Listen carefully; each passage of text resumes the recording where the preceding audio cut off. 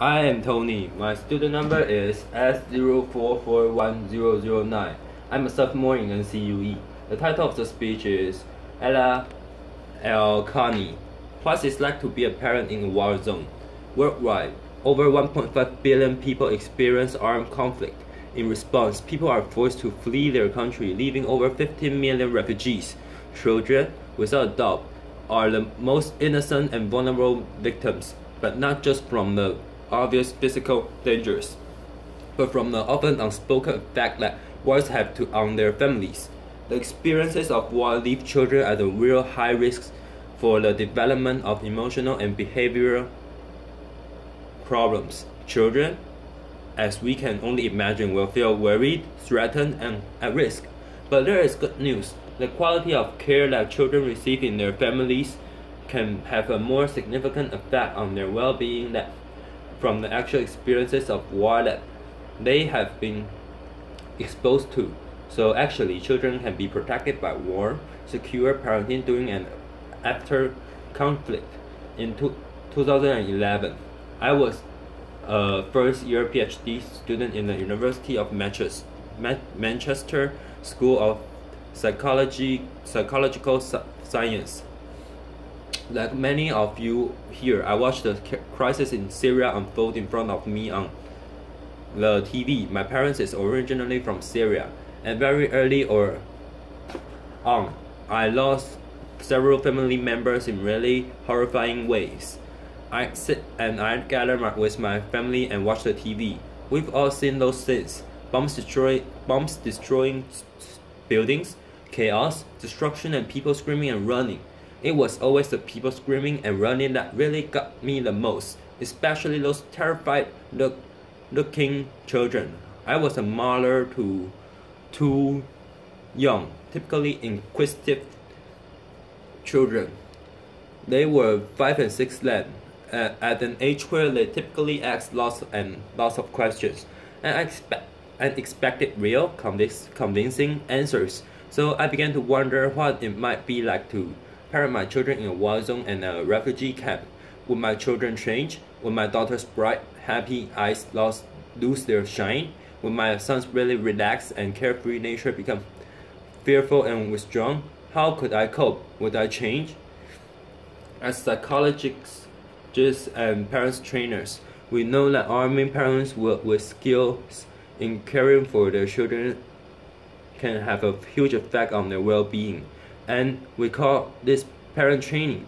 The question I had was, could parent training programs be useful for families while they were still in war zones or refugee camps? Could we reach them with advice or training that would help them through these struggles? So I approached my PhD supervisor, Professor Rachel Kalam, with the idea of using my academic skills to make some change in the world. I wasn't quite sure what exactly I wanted to do. She listened carefully and patiently, and then to my joy she said, if that's what you want to do, and it means so much to you, then let's do it. Let's find a way to see if parents' programs can be useful for families in these contexts. So for the past 5 years, myself and my colleagues, Professor Kalam and Dr. Kim Cartwright, have been working on ways to support families that have experienced war and displacement. Now, to know how to help families that have been through conflict support their children, the first step must obviously be to ask them what they're struggling with, right? I mean, it seems obvious, but it's often those that are the most vulnerable that we're trying to support that we actually don't ask. How many times have we just assumed we know exactly the right thing that's going to help someone or something without actually asking them first? So I traveled to refugee camps in Syria and Turkey, and I sat with families. I listened to their parenting challenges. I listened to their parenting struggles, and I listened to their call for help. And sometimes that was just pause, as all I could do was hold hands with them and just join them in silent crying and prayer. They told me about their struggles. They told me about the rough, harsh refugee camps condition that made it hard to focus on anything but particle chores like collecting clean water. They told me how they watched their children withdraw, and the sadness, depression, anger, bedwetting, some sucking, fear of loud noises, fear of nightmares, terrifying nightmares. These families had been through that. We had been watching on the TV. The mothers, almost half of them, were now widows of war, or didn't even know if their husbands were dead or alive. Described it how they felt that they were coping so bad. They watched their children change and they had no idea how to help them. They didn't know how to answer their children's questions. What I found incredibly astonishing and so motivational was that these families were so motivated to support their children. Despite all these challenges they faced, they were trying to help their children. They were making attempts at seeking support from NGO workers, from refugee camp teachers, professional medics, other parents. One mother I met had only been in a camp for 4 days and had already made 2 attempts at seeking support for her 8-year-old daughter who was having terrifying nightmares. But sadly, these attempts are almost always useless. Refugee camp doctors, when available, are always too busy, or don't have the knowledge or the time for basic parenting supports. Refugee camp teachers and other parents are just like them, part of a new refugee community who's struggling with new needs. So then we began to think, how would we help these families? The families were struggling with things much bigger than they could cope with. The Syrian crisis made it clear how incredibly impossible it would be to reach families on an individual level. How else could we help them? How could we reach families at the population level and low cost in these terrifying times? After hours of speaking to NGO workers, one suggests a fantastic innovative idea of distributing parents' information leaflets via bread wrappers. Bread wrappers that were being delivered to families in the conflict zone in Syria by humanitarian workers. So that's what we need. The bread wrappers haven't changed at all in their appearance, except for the addition of 2 pieces of paper.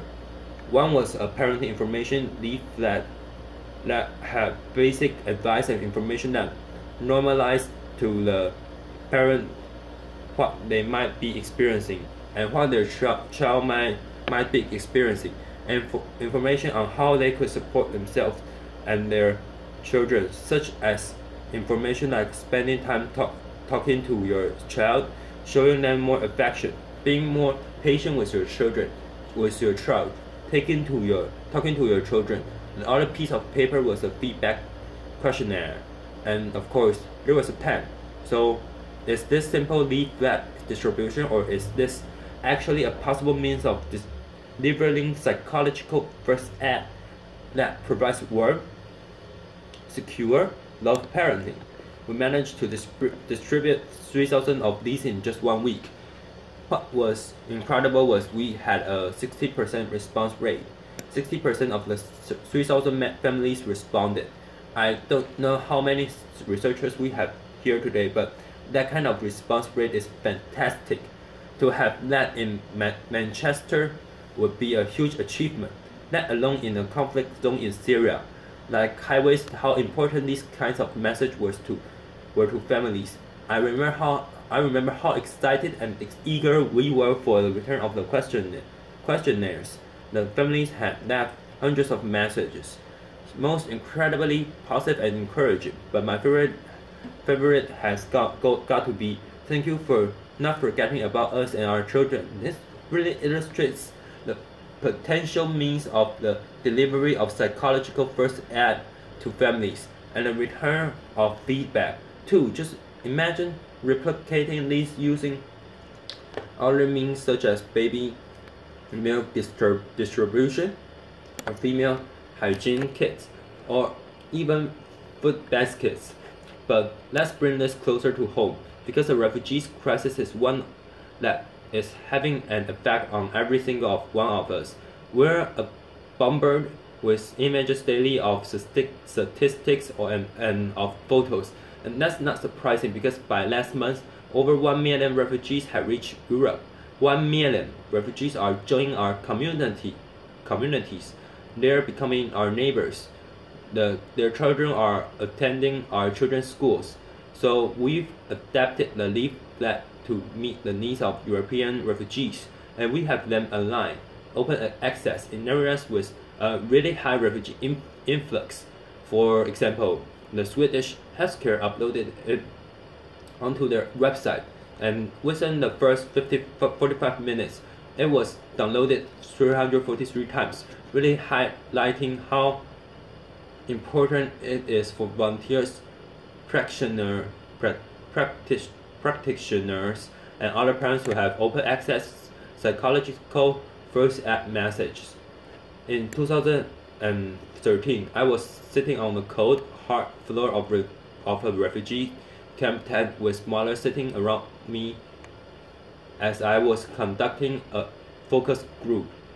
Across from me stood an elderly lady with what seemed to be a 13-year-old girl lying beside her, with her head on the elderly lady's knees. The girl stayed quiet throughout the focus group, not talking at all, with her knees curled up against her chest. Towards the end of the focus group, as I was thanking the mothers for their time, the elderly lady looked at me while pointing at the young girl and said to me, "Can you help us with?" Not quite sure what she expected me to do. I looked at the young girl and smiled, and in Arabic I said, "Salam alaikum, Shuk Ismail. What's your name?" She looked at me really confused, and I engaged, but then she said, "Halulu, Halu." Halud is the pet name for the Arabic female name, Hala, and is only really used to refer to really young girls. And at that point, I realized that actually Hala was probably much older than 13. It turns out Hala was a 25-year-old mother to 3 young children. Hala had been a confident, bright, bubbly, loving, caring mother to her children. But the war had changed all of that. She had lived through bombs being dropped in her town. She had lived through explosions when fighter jets were flying around their buildings, dropping bombs. Her children would be screaming, terrified from the noise. Hala would frantically grab pillows and cover her children's ears to block out the noise, all the while screaming herself. When they reached the refugee camp and she knew they were finally in some kind of safety, she completely withdrew to acting like her old childhood self. She completely rejected her family, her children, her husband. Hala simply could not longer cope. This is a parenting struggle with a really tough ending, but sadly, it's not uncommon. Those who experience armed conflict and displacement will face serious emotional struggles, and that's something we can all relate to. If you have been through a devastating time in your life, if you have lost someone or something you really care about, how will you continue to cope? Could you still be able to care for yourself and for your family? Given that the first years of a child's life are crucial for healthy physical and emotional development, and that 1.5 billion are experiencing armed conflict, many of whom are now joining our communities, we cannot afford to turn a blind eye to the needs of those who are experiencing war and displacement. We must prioritize these families' needs, both those who are internally displaced and those who are refugees worldwide. These needs must be prioritized by NGO workers, policymakers, the WHO, the UNHCR and every single one of us in whatever capacity it is that we function in our society. When we begin to recognize the individual phases of the conflict, when we begin to notice those intricate emotions on their faces, we begin to see them as humans. Two, we begin to see the needs of these families, and these are the real human needs. When these family needs are prioritized in interventions for children in humanitarian settings will prioritize and recognize the primary role of the family in supporting children. Family mental health will be shouting loud and clear in global international agenda, and children will be less likely to enter social service system in resettlement countries because their families would have had support earlier on. And we will be more open-minded, more welcoming, more caring, and more trusting to those who are joining our communities. We need to stop wars. We need to build a world where children can dream of planes dropping gifts and not bombs. Until we stop our conflict raging throughout the world, families will continue to be displaced, leaving children vulnerable. But by improving parenting and caregiver support, it may be possible to weaken the links between war and psychological difficulties in children and their families. Thank you. Applause.